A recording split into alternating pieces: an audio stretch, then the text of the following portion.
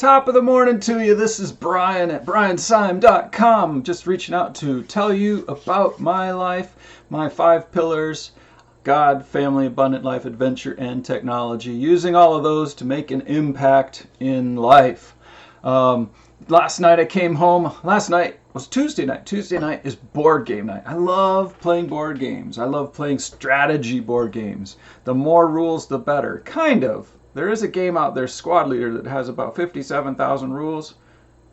What's up with 57? The last few months I've been talking about 57 over and over and over. If anybody knows any history or power or myth, actually probably should just leave that be, because the Bible says to not take into stock stuff like that kind of stuff. But at the same time, the Bible also says certain numbers are spiritual. Wow, I really get distracted. I think I have ADOLTAB, attention deficit. Oh look, there's a butterfly.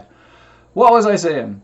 Lots of rules, the better. Strategy games where you're thinking and doing things. And I came home last night, kissed my daughter goodnight, and she checked in on how I lost again that week. Some of the guys that I play with are really good at playing games, figuring out the strategy and all the pieces together.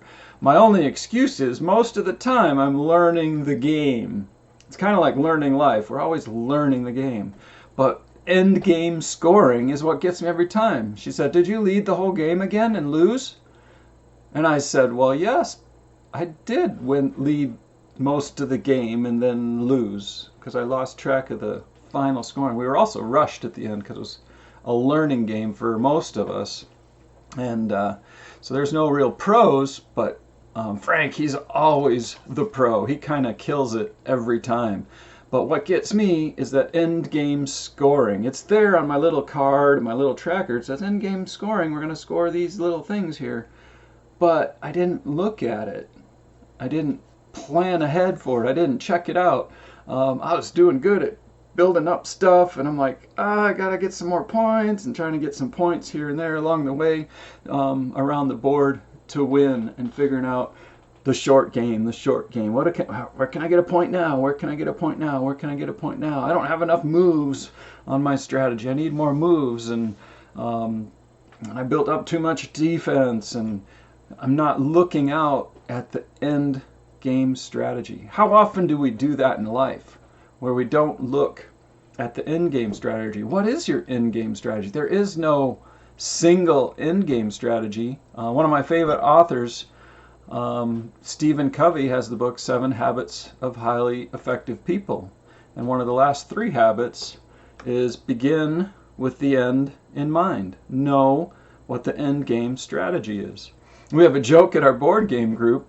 One of the guys who's an excellent game teacher, he can just recite the rules and he never leaves one out, and he's really concise and clear, and he's got a teacher's heart and teacher's spirit, but he made a mistake once, and I've never let it down. We were playing a game where it's Power Grid, where it's the biggest network of power stations and everything, and somehow we got mixed up that he who ends with the most cash wins the game.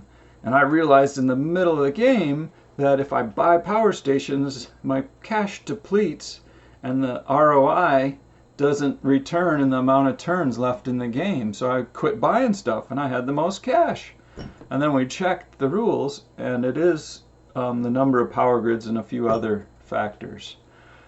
So the joke is the end game is the most money. Oh, so the winner is the one with the most cash, right? And so we tease and jab him about that, because he is such a giving, friendly person and does that. And it's kind of like life. Money isn't. Well, for me, it's not. And if you want to lead a healthy life, I don't think money is the end game. He who dies with the most money, the most toys is the joke, right? Wins the game. So all that to say, what is your end game? What are you looking for? What is your legacy? Those are my 5 pillars: God, family, abundant life, adventure, and technology. But using all those, and those aren't universal to you. I thought about bringing them down to 3 pillars, but some of them are kind of unique for me, so I keep them. But God, family, and abundant life could cover all of the rest of these. But what are they for? What's the impact that I want to leave? What is the impact that those pillars hold up? What do they support and create for me and in the world that is going to make the world a better place? I think that's my impact. Is I've got 5 kids, 3 step kids and 2 that we put together with God's help, and I just want them to be better than me. I want them to have more than me. I want them to give more than me. I want them to be better and do better. And that extends outside of just my family. I want to do that in my church and in my community. I love spending time with people. I'm looking for businesses to buy so I can spread that impact to people working in those businesses. So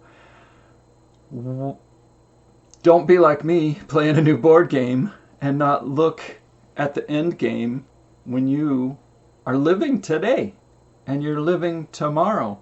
Figure out what your end game is. It doesn't have to be the very end. I got stuck on that for a long time. Like, what's the very end game here? And I can't do anything till I figure out what that is. But you can have smaller end games, a couple years, a year, 2 years, 3 years, and you kind of need the big end game. One of my favorite books that I've read this last year is The Gap and the Gain. So if you think of your life coming from down, where's my screen? There we go. Coming from down here to up here, you're this way along, right? And from here to here is your gain. This is the stuff you've gained. You've gained this much. And from here to there is the gap. And if we spend a lot of time in the gain, we're going to be more productive, more valuable, more happy, more joyful. If we spend a lot of time in the gap, especially the far out gap, we're going to be discontent, upset, lacking, and not very nice. But if we spend all of our time looking at how far we got, how powerful are we in our lives, and look at the smaller end game measures, keeping in mind that one, because it's a moving target, right? We learn more, we meet different people, we come on to deeper knowledge. It can change what our end game is. But if we get these little end games getting us there, the famous story, you've heard me say it before, is flying from New York to LA, New York to LA, New York to LA. I hate reverse screens. So New York to LA, the pilot's never aiming, well, not never, rarely is aiming at LA. And if they stay not aiming at LA too long, they're going to be way off course. If they just set a course and they're 1 or 2 degrees off, they'll be hundreds or even 1,000 miles off when they get to the other side of the country. But they're always redirecting, readjusting that trajectory because they know what the end game scoring is. So, 2 points today. 1, if you're playing a board game or a game of any type, know the end game scoring. I like these advanced games. Like, some of them are simple, but some of them we got like 8 categories of scoring, and we got to total all that up. But know the end game scoring in games, and know your end game scoring in life. My name's Brian, and you be blessed.